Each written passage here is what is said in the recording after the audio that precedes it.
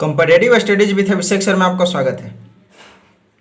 Biology का एक पूरा सीरीज चालू किए हैं जिसमें से अभी तक 4-5 वीडियो अपलोड किया जा चुका है, जिसमें एक पहला वीडियो में बताए थे बायोलॉजी के बारे में, बायोलॉजी क्या है।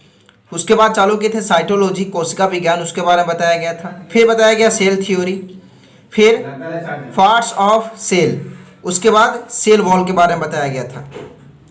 यहाँ तक इतना बता दिए थे। आगे सेल मेम्ब्रेन यानी कोशिका झिल्ली या कोशिका कला के बारे में बताएंगे, जिसको प्लाज्मा मेम्ब्रेन, प्लाज्मा झिल्ली या प्लाज्मा लेमा बोला जाता है। Plasma lemma. अगर आप मेरे चैनल पे नए हैं तो चैनल को सब्सक्राइब करें और वीडियो पूरा देखें। तो आइए देखते हैं। सेल मेम्ब्रेन कोशिका झिल्ली या कोशिका कला के नाम से भी जाना जाता है। इसका खोज क्रेमर ने किए थे और किस में किए थे तो आरबीसी में किए थे। क्रेमर जो थे वो कोशिका झिल्ली का खोज कहाँ किए थे? आरबीसी में किए थे। It is found in both cell, plant cell and animal cell, यानी यह पादप और जंतु कोशिकाओं में पाई जाती है। यह पादप और जंतु दोनों कोशिकाओं में पाई जाती है। जबकि आपको ये पता होगा कि जो सेल वॉल यानी कोशिका भित्ति होता है वो सिर्फ पादप कोशिका में ही पाया जाता है और कोशिका झिल्ली दोनों में पाया जाता है। उसके बाद क्या है कि यह जंतु कोशिकाओं का सबसे बाहरी भाग, जबकि पादप कोशिकाओं का भीतरी भाग होता है यानी अंदर का भाग होता है। बोलता है यह जंतु कोशिकाओं का सबसे बाहरी भाग और पादप कोशिकाओं का अंदर का भाग होता है। तो यहाँ पे इससे समझिए क्या है, कहता है यह जंतु कोशिकाओं का सबसे बाहरी भाग और जो कि पादप कोशिकाओं के अंदर का भाग होता है। जैसे ये जंतु सेल है, जंतु कोशिका पादप कोशिका, तो जंतु कोशिका और पादप कोशिका। तो यहाँ पे देखिए ये क्या है, ये सेल मेम्ब्रेन यानी कोशिका झिल्ली है। ये कहाँ है? आउटर में। ये सेल मेम्ब्रेन कोशिका झिल्ली, ये क्या है? ये सेल मेम्ब्रेन कोशिका झिल्ली, ये सेल वॉल हो गया। ये सेल मेम्ब्रेन कोशिका झिल्ली यानी कहाँ है? अंदर, इनर है ना। तो यहाँ से पूछेगा आपको कि बताइए कि जंतु कोशिकाओं में कोशिका कहाँ होती है? बाहरी भागों में या अंदर के भागों में? तो क्या होती है? बाहरी भागों में, जंतु कोशिका में। और पादप कोशिका में क्या होता है? अंदर के भागों में।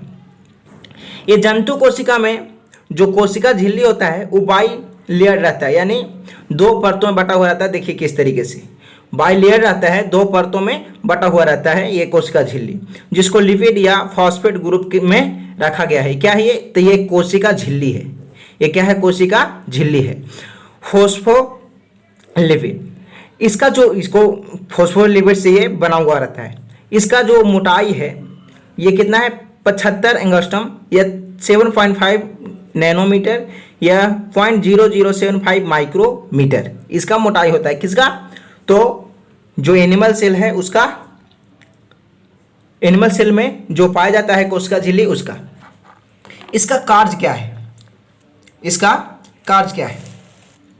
तो इसका कार्य कोशिका में बाहर से अंदर आने वाले तथा अंदर से बाहर जाने वाले अणुओं का चयन करना होता है। इसलिए इसे चयनात्मक झिल्ली, सिलेक्टिव मेम्ब्रेन और अर्धपरागम्य झिल्ली भी कहते हैं। इसका कार्य क्या है? किसका? तो कोशिका झिल्ली का। तो कोशिका झिल्ली का ये कार्य है कि अंदर से बाहर और बाहर से अंदर आने जाने वाले अणुओं को चयन करता है। इसलिए इसे चयनात्मक झिल्ली या सिलेक्टिव मेम्ब्रेन भी कहा जाता है।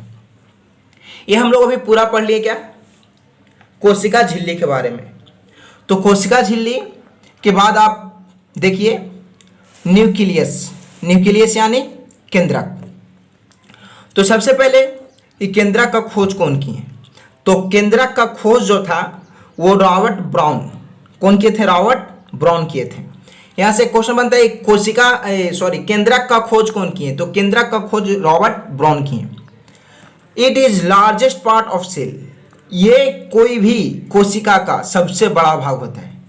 कोशिका का सबसे बड़ा भाग होता है। लेकिन यहाँ पे एक ध्यान रखिएगा कि जंतु कोशिका के अपेक्षा पादप कोशिका में बड़ा होता है, यानी प्लांट सेल बड़ा होता है एनिमल सेल से।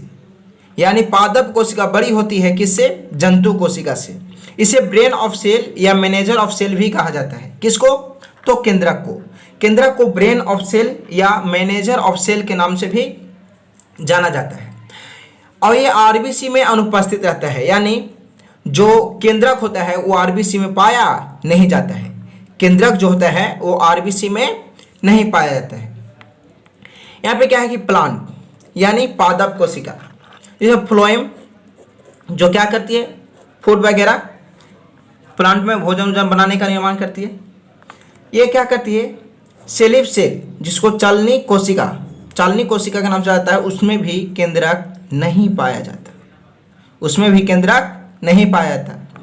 और यहाँ से केंद्रक के बारे में अगर ज़्यादा जानिएगा तो केंद्रक के 4 भाग होते हैं। केंद्रक के कितने भाग होते हैं?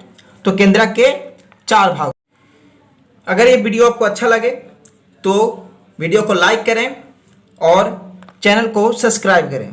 आगे केंद्रक के 4 भाग होते हैं। तो 4 भाग कौन कौन से होते हैं? तो पहला केंद्रक झिल्ली, न्यूक्लियस मेम्ब्रेन। न्यूक्लियस मेम्ब्रेन ये किससे बना होता है? तो लिपोप्रोटीन से बना होता है। ये किससे बना होता है? ये लिपोप्रोटीन से बना होता है। ये क्या होता है, जैसे ये केंद्रक है तो ये केंद्रक के बाहर एक झिल्ली लगा हुआ है, छोटा छोटा, इसमें भी केंद्रक सूक्ष्म केंद्र होते हैं। केंद्रक सूक्ष्म केंद्र होते हैं जो न्यूक्लियस के बाहरी आवरण में बने होते हैं, जो किससे बने होते हैं? लिपोप्रोटीन से बने होते हैं। ये केंद्रक का भाग है। केंद्रक द्रव यानी न्यूक्लियोप्लाज्म क्या है? ये कलरलेस होता है। दूसरा है केंद्रक द्रव, ये क्या होता है? कलरलेस यानी रंगहीन। ये क्रोमैटिन का बना होता है जो थ्रेड लाइक यानी धागे नुमा आकृति होती है। कैसी होती है? धागे नुमा आकृति होती है। ये धागे नुमा आकृति होती है। कौन? तो क्रोमेटिन। ये डीएनए और आरएनए में पाया जाता है। ये डीएनए और आरएनए में पाया जाता है। ये राइबोसोम में भी रहता है और किसमें? एंजाइम में। थर्ड में क्या कहता है? तीसरा न्यूक्लियोलस। इसकी खोज कौन किए थे? फोंटाना। न्यूक्लियोलस का खोज कौन किए थे? फोंटाना। ये इसका कार्य क्या होता है? तो ये कोशिका को विभाजन प्रारंभ करता है। आपको पहले वाले वीडियो में बताए थे कि जो ये सेल है, कोशिका है, ये एक कोशिका है, लेकिन इसका विभाजन होकर के बहुत सारा कोशिका बनता है। उस बहुत सारे कोशिका से सेल उत्तक बनते हैं, टिश्यू, उससे ऑर्गन बनता है, ऑर्गन से क्या बनता है? ऑर्गन सिस्टम, और उसके बाद बॉडी का निर्माण होता है। तो ये क्या करता है? न्यूक्लियोलस ये कोशिका का विभाजन प्रारंभ करता है। तो आपसे पूछेगा कि बताइए कोशिका का विभाजन कौन प्रारंभ करता है? तो कौन करता है? न्यूक्लियोलस करता है। कौन करता है? न्यूक्लियोलस करता है। इसके बाद आता है क्रोमैटिन। क्या आता है? क्रोमैटिन। ये भी कैसा होता है? धागे नुमा आकृति होता है, लेकिन इसमें क्या होता है कि न्यूक्लिक एसिड जिससे डीएनए और आरएनए का निर्माण होता है, न्यूक्लिक एसिड। इसके बाद वाले वीडियो में आपको विस्तृत रूप में बताया जाएगा कि ये क्या क्या होता है, क्या नहीं होता। मतलब ये जो न्यूक्लिक अम्ल है, इससे डीएनए या आरएनए के बारे में विस्तृत जानकारी दी जाएगी। आप अगर इस चैनल पे नए हैं तो चैनल को सब्सक्राइब करें और वीडियो को ज़्यादा से ज़्यादा शेयर करें। अगर वीडियो अच्छा लगा हो तो वीडियो को लाइक करें। इसके बाद मैथ का एक सीरीज चालू करने वाले हैं जिसमें कुछ इम्पोर्टेंट मैथ का क्वेश्चन लगाया जाएगा। आप कमेंट्स करके बताएं कि कौन सा मैथ का चैप्टर चालू करें। धन्यवाद वीडियो को पूरा देखने के लिए।